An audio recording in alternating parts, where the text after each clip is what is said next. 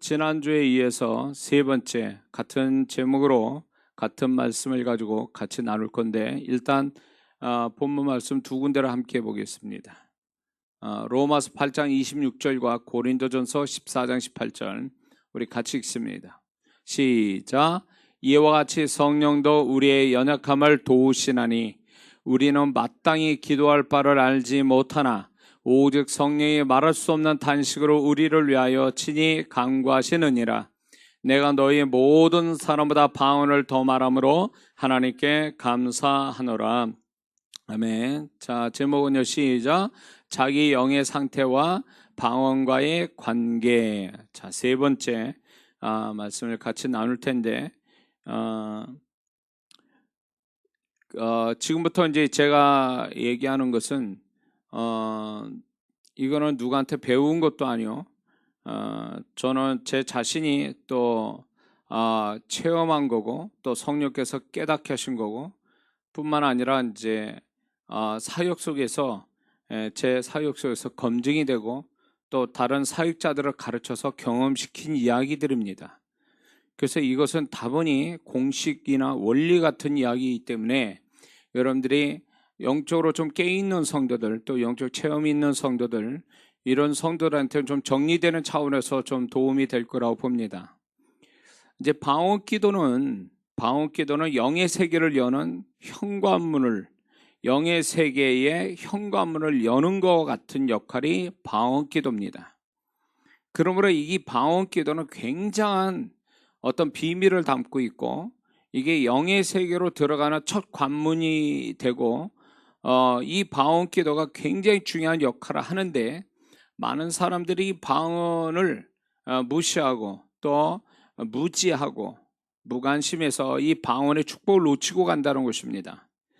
그래서 이 방언은 굉장히 우리한테 영의 세계를 접속하는 데 있어서 중요한 통로 역할을 하는데 이 방언이 왜 영의 세계를 통로 역할을 하는데 왜 영의 세계를 이렇게 경험하지 못하느냐 할 때 그 원인은 첫째는 방언 기도의 양이 모자라서, 두 번째는 영이 건강하지 못해서, 세 번째는 혼이 너무 강해서, 네 번째는 그 사람의 어떤 그 치명적인 죄나 상처들이 마음의 상처들이 그 영의 세계를 접속하는데 방해 요소가 된다는 것입니다.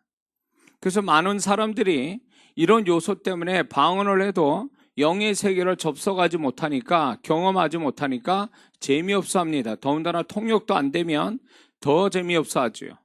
그러나 분명한 것은 방언은 우리가 이 방언 기도는 결국 우리의 모든 문제들을 이렇게 해결해 성령께서 해결해 주시는데 중요한 키와 같은 역할을 하기 때문에 방언 기도는 멈춰서는 안 됩니다. 그래서 바울도 방언을 많이 말하는 것을 하나님께 감사한다는 얘기에서 많이 말한다는 것, 방언을 많이 말하는 가운데서 바울도 영의 세계의 비밀을 알고 굉장히 깊은 영의 세계의 비밀을 가지고 또 서신을 쓰고 또 본인이 또 그렇게 경험한 걸 고백하고 있죠.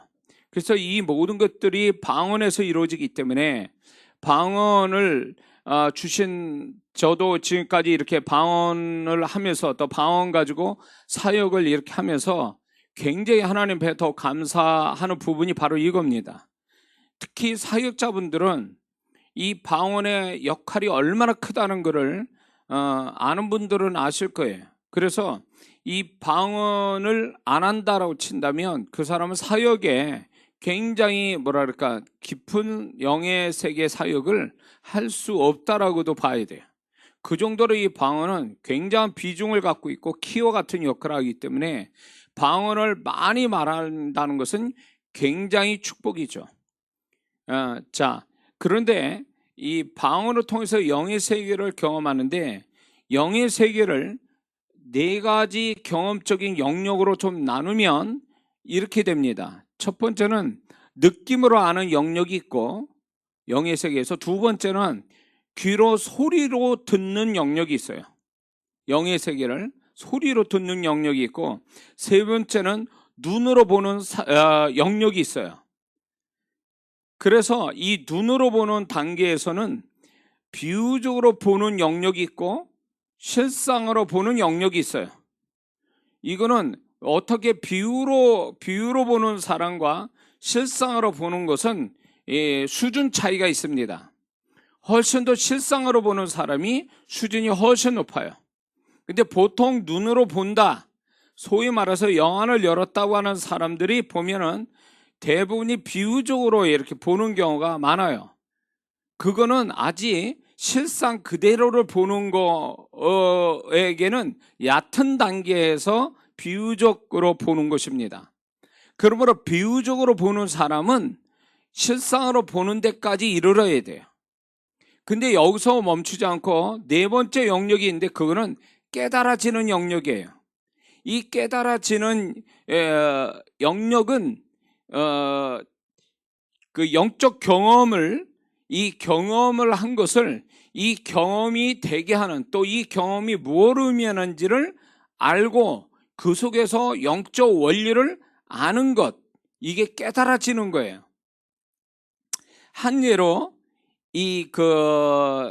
제가 전에 이제 가르쳤던 분 중에 제가 목회자분들을 이렇게 은사나 이런 것들을 가르치고 임파테이션에서 열어주고 또 경험시키는 사역을 지금까지 해왔는데, 어느 사모님이 자기가 영서라는 거를 이렇게 써서 7년 동안 써서 노트에, 엄청난 양의 노트에 영서를 썼는데 그 영서가 뭘 의미하는 줄 모른다고, 그러나 성령께서 시켜서 영서는 쓰지만 자기가 뭔지는 모르겠다라고 저한테 하소연한 적이 있어요. 그런데 저는 이 영서를 저한테 주님이 가르쳐 주시고 영서로 쓴 지 1년 만에 제가 영서의 원리를 알고 그 영서에 대한 능력이나 또 영서를 통해서 또 영적인 어떤 축복들을 경험하고 이거를 원리적으로 알게 되어져서 이거를 가지고 이제 그 7년 영서를 쓴 사모님을 가르친 적이 있어요.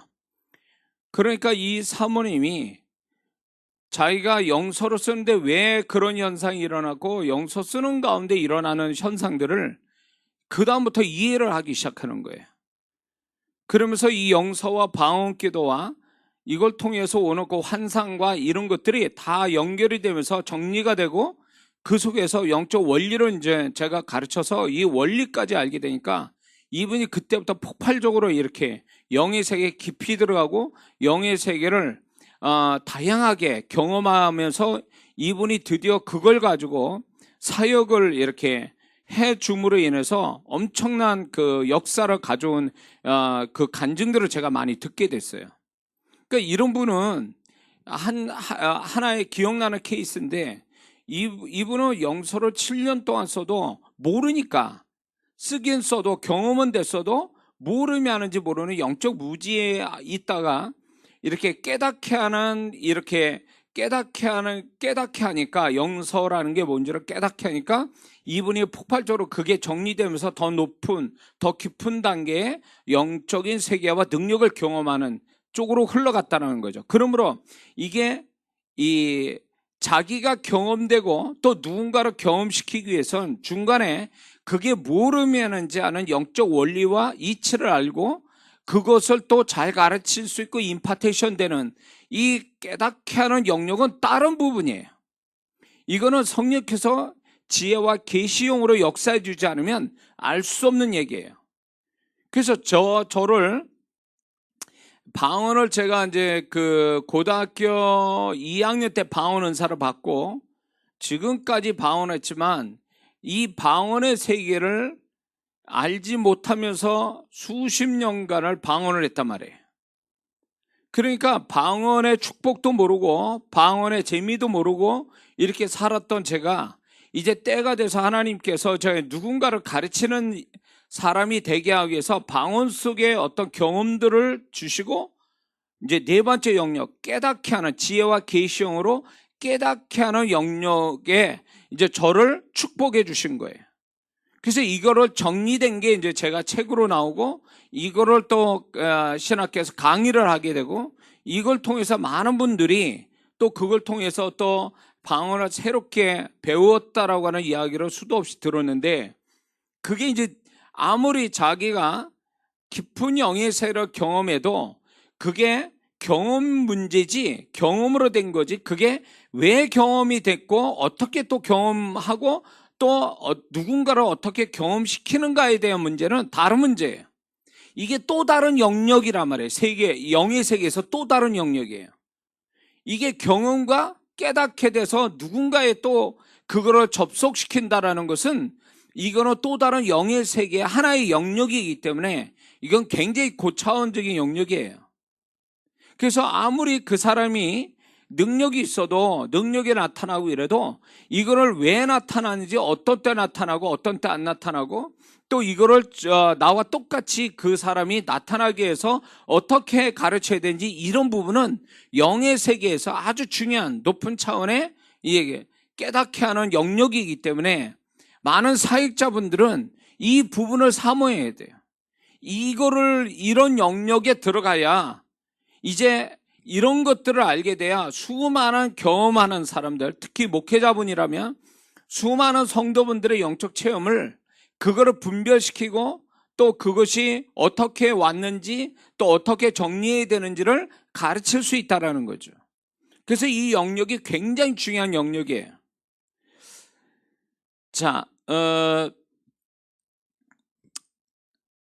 그래서 이게 느낌으로 알고 귀로 알고 귀로 듣고 눈으로 보는 이 단계에서 이 세 가지 영역보다 또 다른 영역이 바로 이렇게 깨닫게 하는 영역이라는 거죠.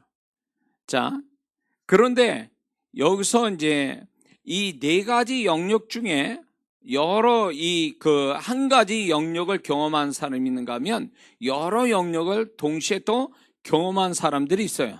근데 여기에서 이 네 가지 영역을 고루 경험하는 것이 훨씬 더 유익하다는 것입니다. 왜냐하면 한 가지 영역으로만 그거를 전부인 것처럼 하다가 그게 오류가 될 수 있고 그게 나중에 낭패를 당할 수가 있습니다. 만약에 예를 들어서 느낌만 가지고 사역하는 사람들, 이럴 것이다 라고 하는, 이럴 거야 라는 그 느낌, 영적인 느낌만 가지고 사역하다 보면 실수를 많이 하게 돼요.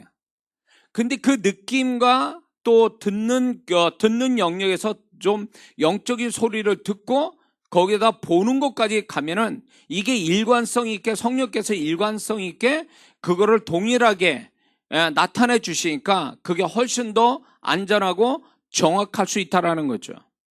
그래서 적어도 영혼들을, 어떤 영혼이든 어떤 사역을 할 때도 한 가지 영역만 가지고는 사역하기는 굉장히 위험스럽고 그것은 굉장히 부족하다라는 것입니다. 그래서 이 네 가지 영역을 다 가지고 있어야 이게 온전한 어떤 분별력이 되고 그게 온전한 또 사역으로 나아갈 수 있다는 걸 우리가 잊지 말아야 될 줄 믿습니다. 자, 네 가지 영역 중에 낮은 단계가 느낌이에요. 느낌이 제일 낮은 단계의 영적인 세계의 경험이에요. 그 느낌을 갖는 거. 이럴 거다, 저럴 것 같은데, 이런 느낌들. 이 영적인 느낌이 가장 낮은 단계의 영역이고, 그 다음 단계가 소리 영역이에요. 그러니까 이 소리를 들으면 느낌은 자동적으로 느낌도 가지게 된다는 거죠. 소리 영역에 있으면 그 밑에 단계인 느낌의 영역을 캐치할 수 있습니다. 그거를. 그리고 더 나아가서 이제 보는 단계가 되게 되면 듣거나 느낌 잡는 거는 어렵지 않게 된다는 것입니다. 그리고 이제 깨달아지는 단계가 제일 높은데, 이 깨달아지는 단계가 되면 세 가지 느낌, 소리, 보는 것들이 그게 이미 다 거쳐서 와서 깨닫는 단계가 되니까 정확한 어떤 사역이 될 수 있다라는 거죠. 그래서 이게 저는 이렇게 얘기해요. 입체적으로 사역해라. 입체적으로 경험해라. 입체적으로. 소위 말하면 느낌이나 감정, 어떤 감정 같은 거 느낌으로만 아는 거와 또 소리로 아는 거와 보는 거로 아는 거와 깨닫게 하는 것은 각각 다른 영역인데, 이런 것들이 네 가지가 다 총합해가지고 경험이 된다면 이게 입체적 경험이라고 얘기하는 거예요. 입체적 영적 경험. 이게 굉장히 중요해요.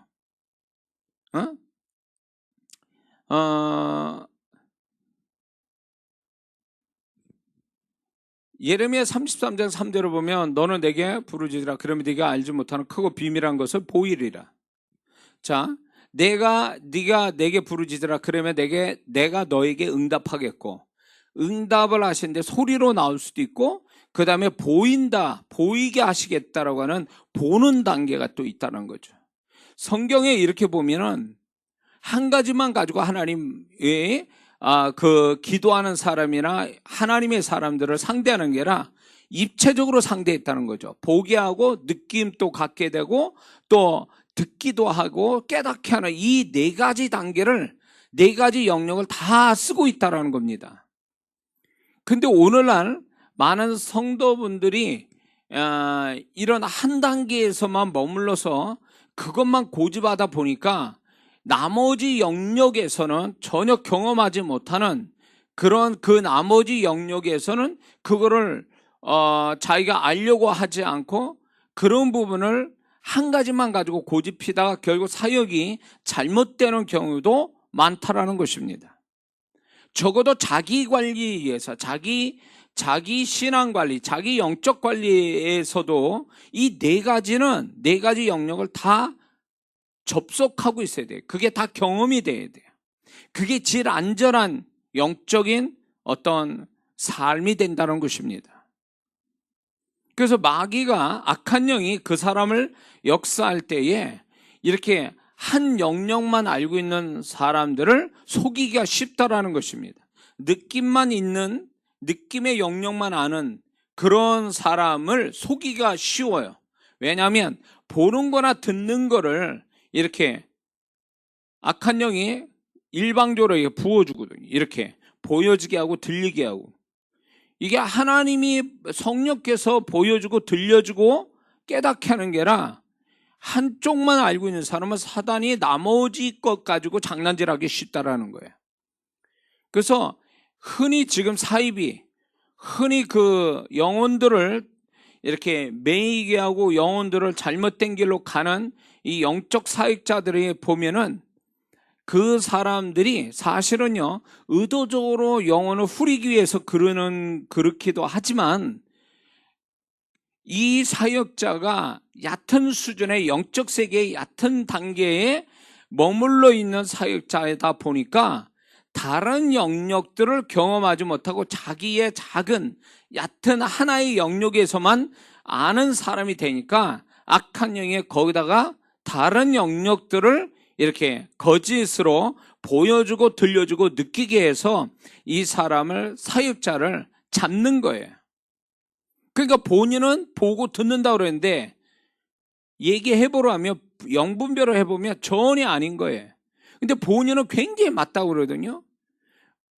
그런 사람이 거짓말 하는 건 아니에요. 왜? 자기는 듣고 보고 하니까. 근데 그게 속은 거예요. 영분별로 딱 이렇게 해보면 영분별로 딱 그 사람이 보고 듣고 느끼고 깨달아진 걸 얘기해보라 그러면 이 강한 영분별 가진 사람 앞에서는 그게 다 드러나거든요. 그러면 그런 사람들을 보면은 잘못 알고 있는 거예요. 하나님으로부터 온 게 아니에요. 그거는 악한 영이 속이는 거예요. 근데 왜 이 사람이 그러면 악한 영에 속았으면서도 그 속았다는 걸 모를까 할 때 그 사람을 추적해보면, 영적인 추적을 과거로 돌아가 보면 이분은 하나만 알고 있는 거예요. 그 하나가 최고인 줄 알고 있는 거예요. 하나만 알고 있는 거예요. 그게 별것도 아닌데도 자기를 과시하기 위한 건지 아니면 자기 스스로가 암시를 그렇게 걸은 건지 몰라도 그 하나가 굉장히 자기는 굉장한 걸로 여기고 그 하나만 고수하는 거예요. 그러다 보니까 악한 영이 그거를 다른 걸로 자꾸 속여서 들어오는 거죠. 왜냐하면 이 한 가지 영역만 아는 사람들이 계속요 뭔가 영적인 갈증이 생겨서 다른 영역을 알고 싶어 하거든요. 근데 그게 하나님의 방법, 성령께서 감동을 받으셔서 자신이 하고 있는 거에 성령께서 감동을 받으셔서 다른 영역의 세계를 열어주는 이 방법이 아니고 악한 영이 와서 그냥 속이고 들어가는 것들, 이런 걸 분별을 못하니까 악한 영이 보여주고 들려주는 것이 성령으로부터 온 건 줄 알고 착각하고 그걸 가지고 사역하다가 자기도 다른 영혼도 다 망치게 하는 거죠. 자, 왜 그런지, 그렇지 않으려면 어떻게 되는지 제가 잠시 후에 얘기하겠습니다. 그리고 이런 사람도 있어요. 그 하나의 영역, 만약에 예를 들어서 뭐 신유 은사가 자기한테 강하다, 은사적 차원에서 신유 은사가 강하다 그러는데, 그러면 신유라는 영역에 이 사람이 이제 그 사역을 하고 이제 영혼들을 고치는데, 이분은 신유라는 그것에 하나의 방법을 가지고 이 사람이 이 방법 가지고 하니까 잘 되더라 해가지고 방법을 고수하는 사람들이 있어요. 눈을 찌른다든가 아니면 막 박박 긁는다든가 막 이렇게 해서 사람을 낫겠다 칠 때에 그거를 고수를 하는 거예요.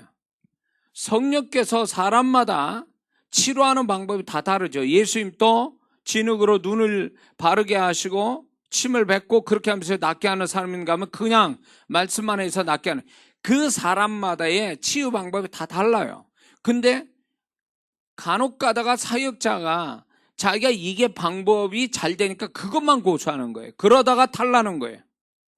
왜냐하면 그 사역이 항상 먹히는 게 아니에요. 성령께서 그 사람의 상태에 따라 이게 잘 될 수도 있고 다른 방법을 쓰기도 해야 되는데 이 사람은 그것밖에 모르는 거예요. 그러니까 다른 영역을 모르는 거예요. 신유라는 그 영역에서도요, 영의 세계의 영역에서도 다양하게 있고 굉장히 깊은 것들이 많아요. 그런 것들에 대해서 거기에다가 다루는 그 상대하는 영혼에 따라 또 사역 방법이 다르고 그게 다 달라요. 또 신유의 방법들이 또 그런 것들이 성령께서 자기를 신유의 능력을 주시고 그 신유를 사역을 하면서 성령께서 이끄시는 방법들을 찾아가야 되는데, 그렇지 않고 자기 고집대로에다가 낫지도 않고 영혼도 상처 주고 병도 나는 게 아니라 병이 도지고 이런 일들이 벌어지는 것은 다른 영역을 알지 못해서 그러는 거예요. 다른 영역들을. 그래서 이게 우리가 방언기도 통해서 영의 세계를 접속해서 네 가지 경험적 영역에 이렇게 경험되어지는데, 이 네 가지 영역도요 각 영역마다 낮은 단계가 있고 높은 단계가 있어요. 은사 세계도 마찬가지예요. 만약에 영분별의 은사 하나만 예를 들 때 영분별 은사가 그 사람한테 있어요. 그러면 영분별의 그 은사의 깊이도 각각 달라요.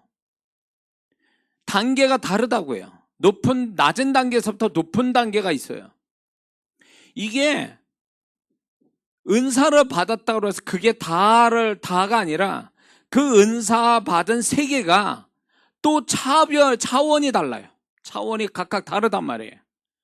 그래서 높은 차원으로 가기 위해서 부단히 이따가 얘기했지만 영적인 대가를 치르지 않으면 그 사람은 낮은 단계에서만 은사를 쓰게 되고 능력을 쓰다 보면 그 깊은 단계에서 해야 될 일을 전혀 못하는 거예요.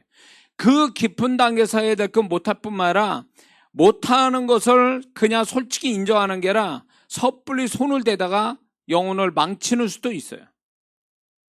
그래서 영의 세계는 점점 우리는 더 깊은 세계, 더 다양한 영역 속에 들어가야 맞는 얘기예요. 자,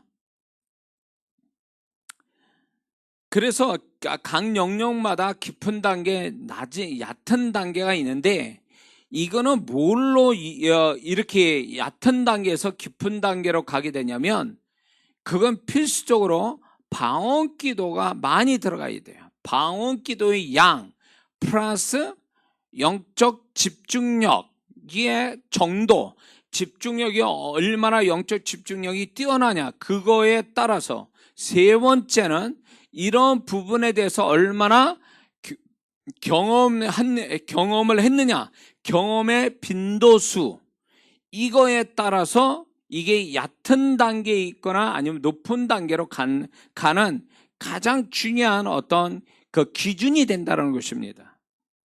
그래서 방언 기도가 많지 않은 상태에서 사역을 하는 사람은 결국 그 사람은 낮은 단계에서만 사역하다 끝나버려요.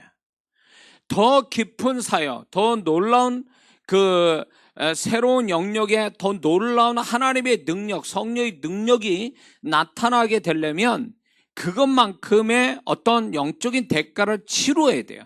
그것만큼 깊이 들어가려면 요령으로 어설프게 어떤 그 임기응변식으로 해서 될 문제가 아니라 그 존재 자체가 이 깊은 단계에 들어가도록 자기가 하나님 앞에 엄청난 대가를 치러야 이게 그 다음에 성령께서 주시는 거예요.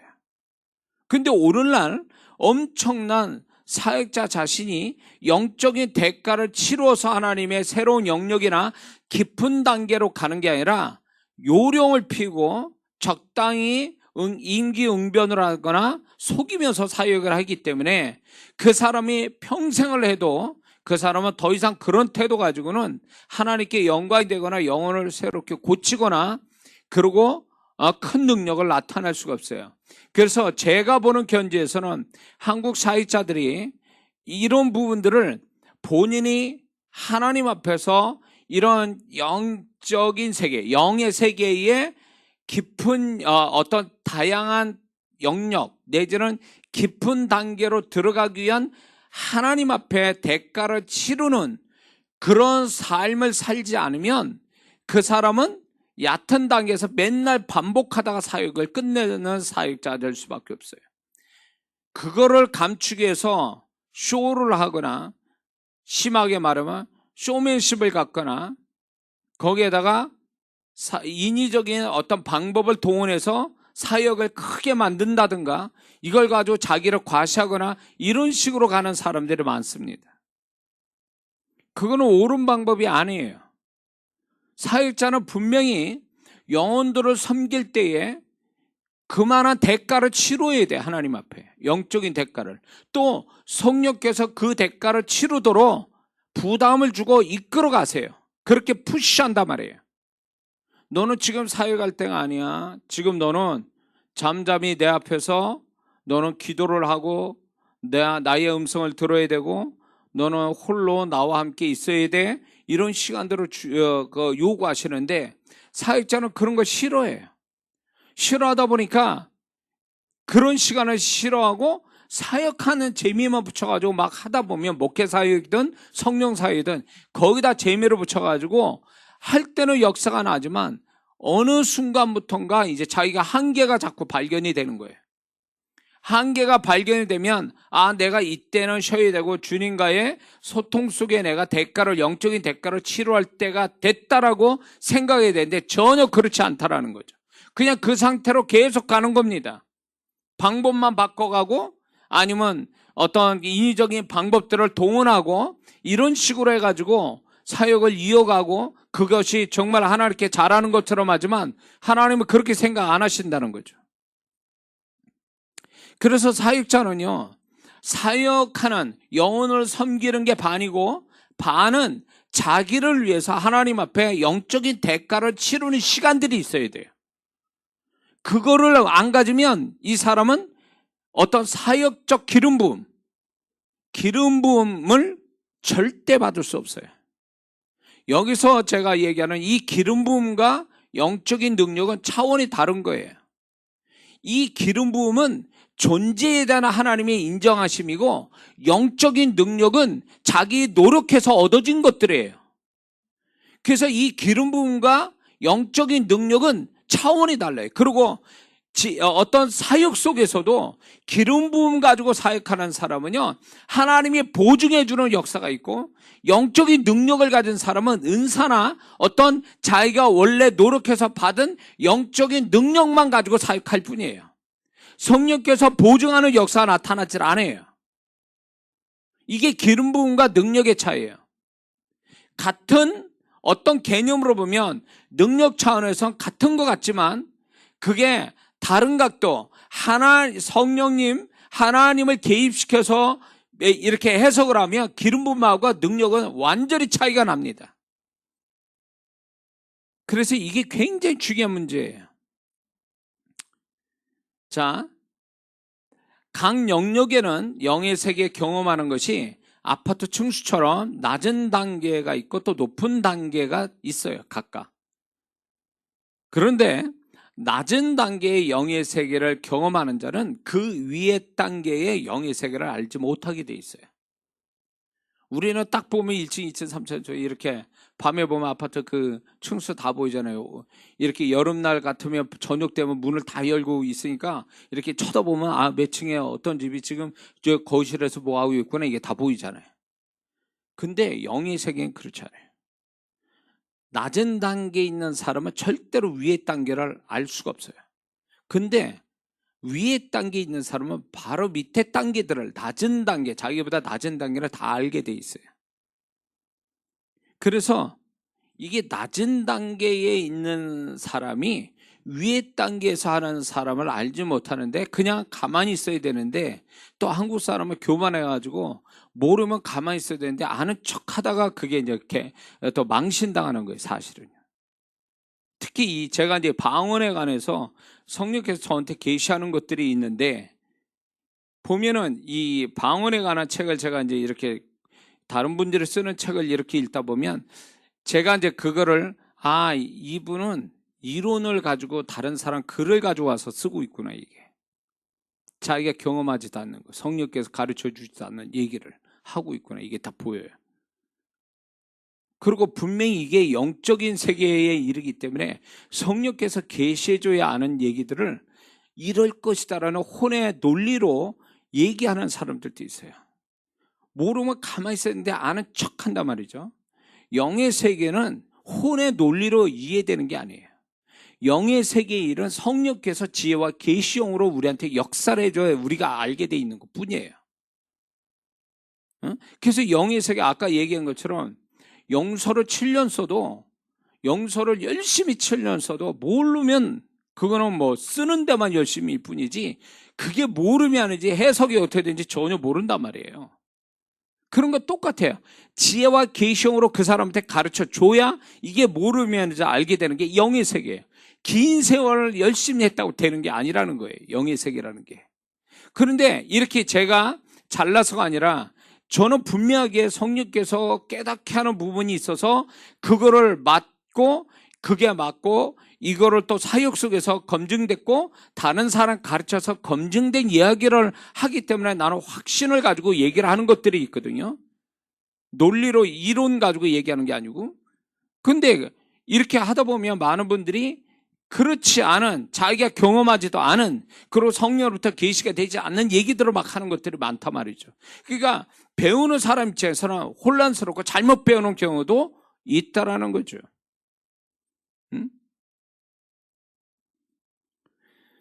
자, 그래서 우리가 그 끝없이 영의 세계가 이제 단계별로 돼 있고 각 영역이 있는데 그 영역에서도 단계별이 있기 때문에 우리는 그 모든 것들을 그 성령께서 이끌어 가시는데 성령께서 새로운 단계, 새로운 영역으로 들어가게 우리를 이끌어 가시는데 그분에게 우리가 합당하도록 우리가 대가를 치르려고 하는 마음이 있다면 성령께서 우리의 더 깊은 영의 세계와 다른 영역의 세계를 경험시켜 주신다는 겁니다.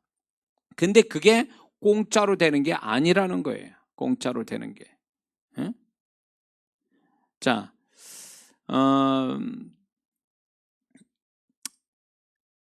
이런 게 있습니다. 제가 얘기한 아까 얘기한 영적인 대가를 치루어야 성령께서 새로운 또 아니면 깊은 세계로 이끌어 가는데 그거는 요 부분을 여러분들이 잘 기억해 주셔야 돼요. 이거는 조건이 몇 가지가 있는데 그거는 첫째는 그 사람의 영의 상태가 높아야 된다는 거예요. 영의 상태라는 것은 구체적으로 이야기하면 영이 어느 정도 건강한지에 대한 그 상태. 두 번째는 영의 지혜가 얼마나 가지고 있는지, 또 영이 얼마나 믿음을 가지고 있는지, 또 영이 얼마나 사모하는지에 대한 이 영의 상태가 높아야 된다는 게 첫 번째 조건이고요. 두 번째는 방언 기도의 분량이 많아야 된다는 게 두 번째 조건이에요. 또 세 번째 대가를 치러야 되는 어떤 성령이 우리에게 요구하시는 영적 대가의 세 번째 조건은 뭐냐면 영적 집중력이 얼마나 있느냐의 문제예요. 많이 하면 뭐합니까? 잡념 가지고 딴짓하고 뭐 이렇게 하다 말고 하는 이 집중력 떨어지는 거는 이거는 어떤 성령께서 다른 영역, 더 깊은 세계로 들어가는데 방해 요소가 된다는 거예요. 그래서 영적 집중력이 얼마나 되느냐, 이게 조건이 됩니다. 그 다음에 조건이 뭐냐면 이런 부분에 대해서 내가 만약에 어느 부분을 느낌이나 소리로 듣는 영역에서 얼마나 이것을 경험을 얼마나 많이 했는지, 이것에 대한 빈도수 얼마나 많은 경험했는지, 또한 이걸 가지고 얼마나 사역을 많이 했는지, 이게 조건이에요. 또 거기다 또 하나의 조건은 뭐냐면 이런 영적인 대가를 치르도록 하나님이 성령이 이끄시는데 그 때와 기한을 그분이 정해놓고 이끄신다는 거예요. 야, 너 지금부터 기도해야 돼. 뭘 어떻게 해야 돼? 성령께서 어떤 때와 기한을 가지고 우리에게 요때 해야 된다. 왜냐하면 요때 성령께서 도와주셔서 영적 대가를 치루어서 뭔가를 주시려고 할 때에 그때 해야 되는데 요걸 맞출 줄 알아야 된다는 거예요. 여기서 이제 영의 부담, 근심이라는 게 나와요. 이게 있어야 된다는 거예요. 그래야 요때 하기를 원하시구나. 그래서 다 적혀놓고 그거에 열심을 내다보면 이게 영적인 대가가 때에 맞춰서 함으로 인해서 자기도 모르는 그 영적인 새로운 차원의 영역과 깊은 단계로 들어가는 점프하는 게 나타난다는 거죠. 여기다가 이제 기름 부음을 받기 위한 조건을 두 가지가 들어가는데 그거는 거룩함과 그분의 뜻 앞에 순종함이에요.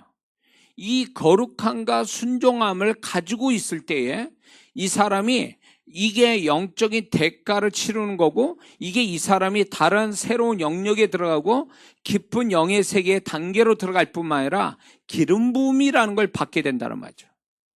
기름 부음. 이 기름 부음은 능력하고 차원이 다른 얘기거든요. 기름 부음은 그 존재가 기준이 되는 거예요. 능력은 뭐냐? 그 사람이 열심히 기준이에요.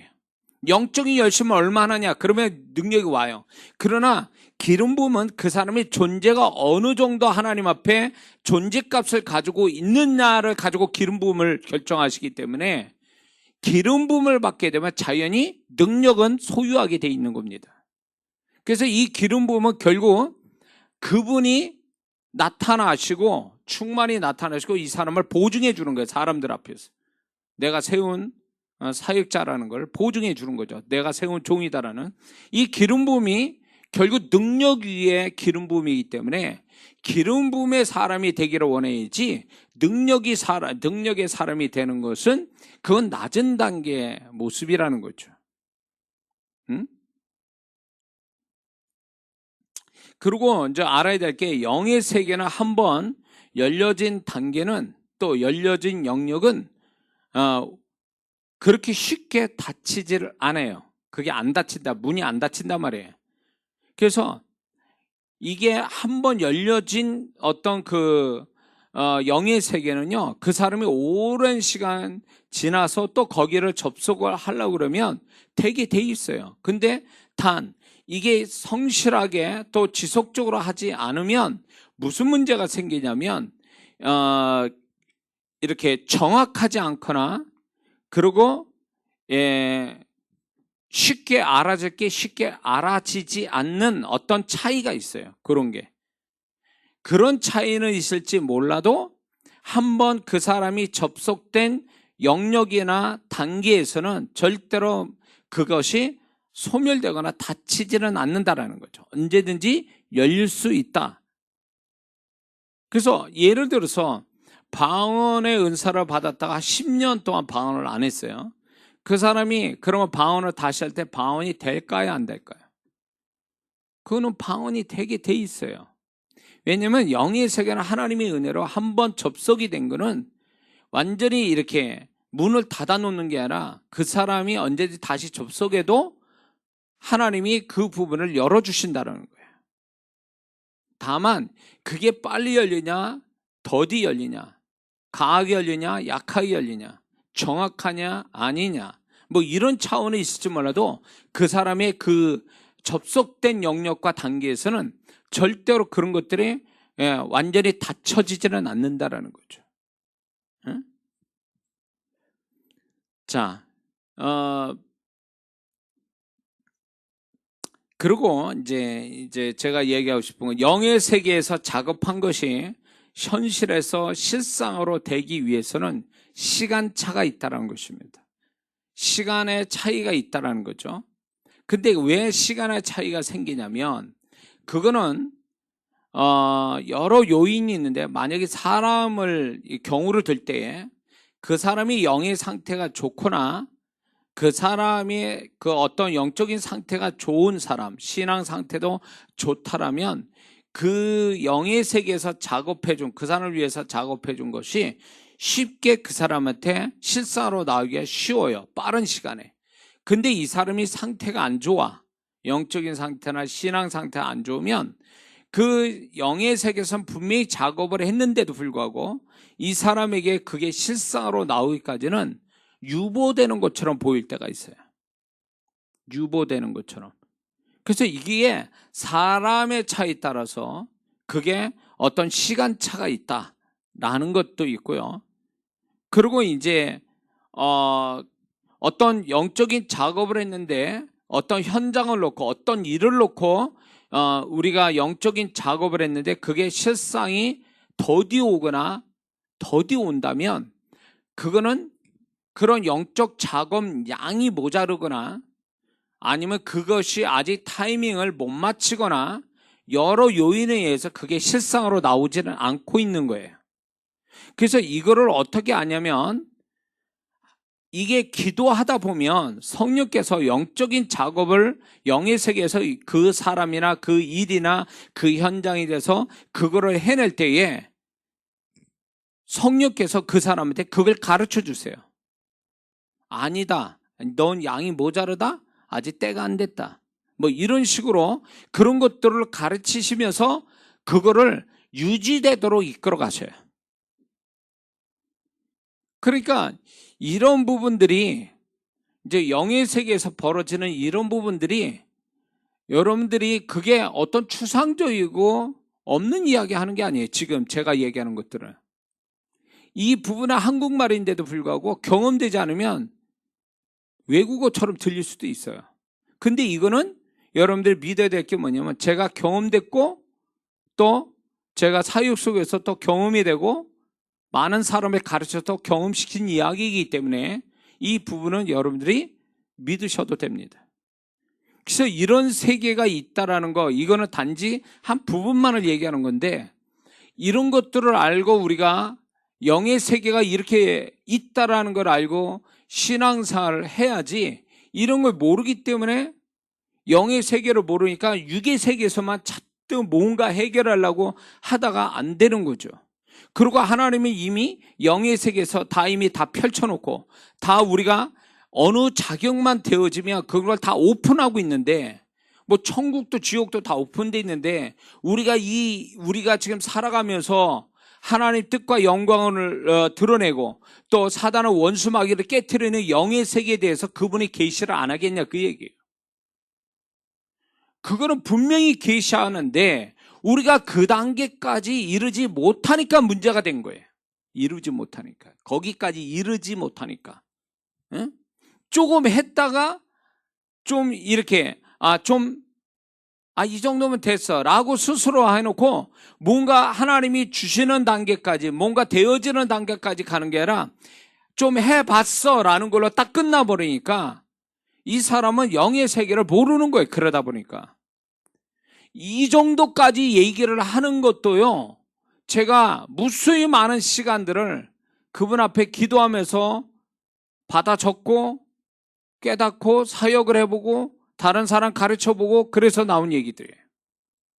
이게 간단한 얘기가 아니에요. 듣기는 쉬운 것 같아도 이런 영의 세계가 공존하고 있다. 우리는 지금 살아가는데, 근데 이 영의 세계가 단지 나하고 별개의 것으로 뚝 떨어져 가지고 어떤 전혀 우리 현실하고 안 맞는 그런 얘기가 아니라 지금 우리의 이 현실하고 굉장히 밀접하고 영향을 주는 현장, 주는 세계이기 때문에 우리는 이 부분을 알아야 된다는 거예요. 응? 그분은 우리가 듣고 느끼고 보고 깨닫고 이렇게 함으로 인해서 하나님의 뜻이 뭔지, 하나님의 나라를 어떻게 이끌으시는지, 사단은 어떻게 역사하는지, 우리가 당하고 있고 우리가 이렇게 가지고 있는 삶을 영의 세계에서 어떻게 처리해야 되는지, 이런 부분들을 이미 다 계시해 주고 있는 거예요. 근데 우리는 그런 것들을 시간이 가면 갈수록 그런 걸 치밀하게 알아가서 적용해보고 경험을 쌓아서 어떤 결과를 보는 이 삶이 되어질 때에, 야, 우리는 육으로 사는 자가 아니오, 영으로 사는 사람이구나, 영의 세계를 바꿔놔서 현실 세계를 바꾸는 자가 되는 거구나, 이런 거를 알아야 된다는 거죠. 자, 어떤 사람이 회사에 들어갔어요. 그러면 복잡한 회사에 들어갔단 말이에요. 요즘 IT 회사나 뭐 이런 복잡한 회사 들어갔어요. 그러면 아무것도 모르고 들어갔다 쳐보세요. 그러면 이 사람은 그 회사에서 배워야 될 게 어마어마하게 많은 거예요. 하나부터 열까지.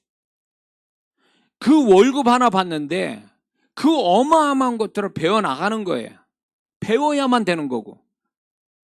그거는 자기가 월급을 받고 자기가 살아가는데 중요한 것들을 얻기 위한 하나의 과정에 배우는 것들이, 결국 우리가 영의 사람인데, 우리가 영적인 사람인데 영의 세계를 모르고 그냥 묻어져 버리고 그냥 아무것도 모른 채 그냥 몸으로 보이는 세계만 가지고 상대에 살아간다면 이 사람은 꼭 뭐가 같냐면, 직장에 새롭게 들어갔는데 전혀 모르는 직장에 들어갔는데 책상에 그냥 앉아서 가만히 있는 것 뿐이에요.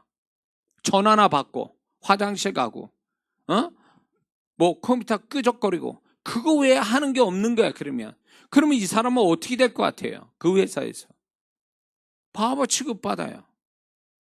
더 능력 있는 사람 돼서 더 인정받고 더 높은 자리로 가야 될 사람이 그런 걸 못 배워가지고 이렇게 되면 결국은 도태당하는 거거든요. 영의 세계도 마찬가지. 지금 그 영의 세계가 믿든 안 믿든 알든 모르든 그거는 공존돼 있고, 지금 우리와 공존하고, 그것은 분명히 맹탕이 아닌 백지와 같은 데가 아니라 굉장히 치밀한, 우리가 살아가는데 알아야 될 기본적인 것과 같이 치밀한 세계란 말이에요. 이런 것들을 저 같은 사람이 먼저 경험하고 깨달아서 가르치는 데까지 가는 사람으로 얘기를 나눠주는 거죠. 소위 말하면 길잡이 해주는 거예요. 이거를 알아야 된다는 거예요. 이거는 알아두고만 아니라 알아야 이게 나중에 억울한 일 안 당하고 낭패를 안 당할 수 있다는 거죠.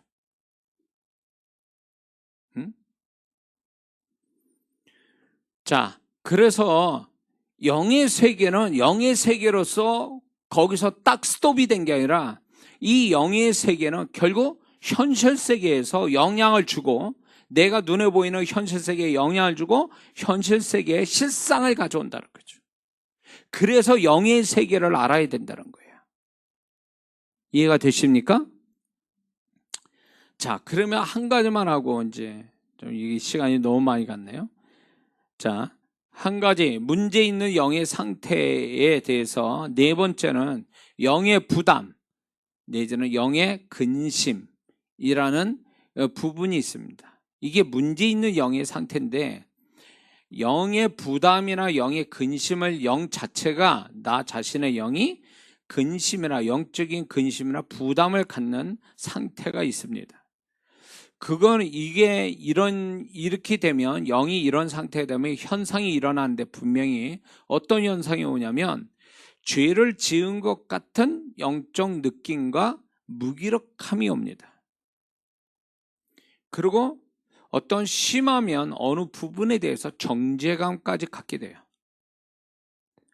또 특정한 주제에 대한 고민을 계속하게 됩니다. 그건 자기 의사와 상관없어요. 그런 부분이 자꾸 생긴다는 거죠. 그리고 무엇인가 하나님 앞에서 잘못하고 있다는 것을 감지하게 됩니다. 그리고 그 감지하는 것이 지속되게도 한다는 거죠. 지속됩니다. 이런 현상들이 일어나게 돼요. 영의 부담과 근심을 갖게 되면요. 이런 현상이 드러나는데 그러면 이 원인은 도대체 어디냐? 그 원인의 첫 번째는요. 긍정적인 차원에서 하나님이 그 사람이 어떤 부분에 하나님 뜻 앞에 어떤 하나님의 뜻 앞에 순종하고 협조하게 만들려고 하나님이 그런 목적으로 일방적으로 영의 부담과 근심을 주는 때가 있다는 거죠. 이건 긍정적인 부분이에요. 근데 부정적인 원인은 또 그게 뭐냐? 계속 그 사람이 하나님 앞에 잘못되어 있을 때 잘못되어 있어서 성령께서 그걸 알려주시려고 할 때 이런 현상이 와요. 영의 부담이나 근심이 와요. 이 사람은 뭔가 잘못됐다는 걸 알리기 위해서 성령께서 또 그 다음에 코앞에 바로 코앞에 문제나 어려움 또 징계된 것들이 이제 곧 올 것이기 때문에 그것이 이제 곧 온다라는 계시적인 마음에서 영적인 근심과 부담이 올 때가 있어요. 이 사람이 곧 앞에 문제가 있어요. 문제나 또 어려움이나 또 하나님께 잘못해 징계받을 어떤 그게 코앞에 다가왔어요. 그럴 때 영은 알아요. 내 영은 이미 성령으로부터 계시받고 있기 때문에 또 기도하고 있으면 성령께서 그런 걸 계시해 주시기 때문에 영은 알고 있는 거예요. 그러니까 영이 그거에 대한 불안감, 부담, 근심, 두려움 이런 것들을 막 갖게 돼요. 그것이 계속 지속되다 보니까 어느 순간인가 혼적으로도요 그걸 이제 알게 돼요. 뭐 아무 일이 없어. 근데 불안해. 뭔지 모르게 마음 편치 않고 뭔가 죄를 많이 지은 것 같은 느낌, 죄책감, 이런 중압감 같은 게 확 와요. 그러면 그거는 긍정적인 거냐 이게 부정적인 것부터 해석을 해야 돼요. 긍정적인 측면, 내가 아무리 뒤져봐도 문제는 없는 것 같아 라고 하면 이 긍정적인 측면에 문제가 있는데 그거는 뭐냐면 이제 하나님이 이제 이 사람이 미처 알지 못하는 아니면 알고 있는 것들에 대해서 뭔가 너 이거는 해야 돼, 넌 이걸 따라야 돼, 너 이걸 선택해야 돼, 넌 이거를 결정해야 돼 라고 하는 하나님이 가지신 거에 대해서 그거를 따르게 만들기 위해서 기쁜 마음, 긍정적 차원에서 영의 상태를 놓은 게 아니라 부정적인 영의 상태를 만들어버리는 거예요. 근심, 부담, 걱정 뭐 이런 것들을 만들어내는 거예요. 그래서 그걸 통해서 이제 그러면 어떻게 해결책은 어떻게 되냐? 만약에 긍정적인 차원이면 기도해야 돼. 하나님, 제가 왜 이런 부분에 가지고 내가 왜 이렇게 영의 부담과 근심과 걱정을 하는지 알 수가 없습니다. 이게 뭐 때문에 그럽니까? 라고 물으면 그분이 가르쳐 주세요. 가르쳐 주는 게 음성으로 들어올 수도 있고 깨달아지기도 하고 아니면 어떤 생각으로 딱 떠오르게 하세요. 그러면 그게 만약에 이겁니까? 라고 묻거나 아니면 그게 딱 떠오를 때 이미 알아요. 아, 이것 때문에 하나님이 나에게 영의 부담과 근심을 주시는 거구나. 이렇게 확 알아버려요. 근데 이제 이게 부정적인 측면이에요. 이런 어떤 영의 근심과 부담이 부정적인 측면에서 이제 시작이 됐다면 그거는 분명히 기도하고 그다음에 잘못된 거를 찾아서 해결해야 돼요. 바로 해결하면 바로 영의 근심과 부담이 사라져버려요. 불안감도 사라져버려요. 그래서 이게 긍정적 측면과 부정적 측면에서 영의 어떤 이런 현상이 일어나는데, 제가 처음에도 얘기했을 거예요. 그러면 영의 부담이냐 혼의 부담이냐라고 할 때에, 혼의 부담은요 환경에 영향을 받기 때문에 그 환경에 일시적으로 환경에 영향받아서 부담을 가졌다면, 환경이 뒤집혀 버리면 혼의 부담도 사라져 버려요. 환경에 따라 혼은 반응하기 때문에 환경이 뒤집히면 그 감정이나 생각도 뒤집혀요. 근데 영으로 온 것은 어떻게 되냐? 환경과 상관없어요. 영은 환경에 영향 안 받으니까 그거는 지속적으로 계속 간다라는 거예요. 그래서 지속적으로 계속 그런 것들이 혼의 감정처럼 떠오르고 있다면 그건 영에서부터 왔다고 봐야 돼요. 영의 감각을 아는 사람이면 금방 아는데, 영의 감각이 없는 사람은 이런 식으로 분별을 할 필요가 있어요. 이 사람이 환경이 바뀌었어요. 맨 처음에 근심하는 환경에 있다가 그 환경이 좋은 환경으로 바뀌어요. 그런데 여전히 내 안에는 부담과 근심과 불안이 있어요. 그러면 그러고 기도를 해도 떠나지 않습니다. 잊어버리려 해도 그게 떨쳐지지 않아요. 그러면 그건 영에서부터 와서 그 사람한테 알려주고 있는 거예요. 그 부분이. 그러면 그 부분을 가지고 지나치면 안 돼요. 반드시 물어봐야 돼요. 왜 이러는지를 알아야 돼요. 긍정적인 원인인지 부정적 원인인지. 그래서 거기에 따라 해결책을 찾아야 돼요. 그렇지 않으면 이 영적인 부담, 근심, 불안이 결국은 나중에 사건에 뻥 터져버려요. 소위 말해서 영은 굉장히 혼보다는 굉장히 예언적이고 굉장히 앞의 것을 이미 감지하고 있어요. 내 영은요. 그렇기 때문에 영은 벌써 앞에 올 일을, 그런 거 있죠. 자연 세계에서도 자연의 미물도 무슨 그런 거 있죠. 물고기가 갑자기 막 이렇게 호수에 물고기가 갑자기 떠오른다든가, 갑자기 지들이 어디에서는 지진이 날라 그러면 지들이 다 대량으로 막 도망간다든가, 이런 현상이 있다 그러죠. 그러니까 그 동물들은요, 미물들은 지금 어떤 우리가 느낄 수 없는 자연의 미세한 어떤 변화를 미리 감지할 수 있는 감각을 가지고 있는 거죠. 저는 그걸 보면서, 다큐멘터리를 그걸 보면서 하나님이, 저는 영의 세계도 이렇다는 거예요. 자신의 영도 혼하고 달라요. 영은 미리 그걸 다 감지하고 있다는 거죠. 미세하게. 그걸 미리 감지하고 있기 때문에 영은 그걸 감지해서 내가 알기를 원하는데, 내가 내 영의 상태를 모르고 혼에만 매달리고 사니까 그것을 감지 못해서 우리는 나중에 피할 것도 당하고, 당하지 말아야 될 것도 당하고, 만나야 될 것도 피해가고, 이런 어처구니 없는 일들을 만나게 된다, 그 얘기예요. 내 영이 내 혼보다 더 지혜롭고 더 영적이에요. 더 민감하고 더 예언적이에요. 더 분별력이 있단 말이에요. 그런 부분에 대해서 우리가 그런 것들을 내 영이 더 정확하고, 그렇기 때문에 내 영의 어떤 상태들을 읽어나가는 데 있어서 그게 필수적에 필요한 게 뭐냐면 방언 기도예요. 이 방언 기도가 굉장히 중요한 역할을 합니다.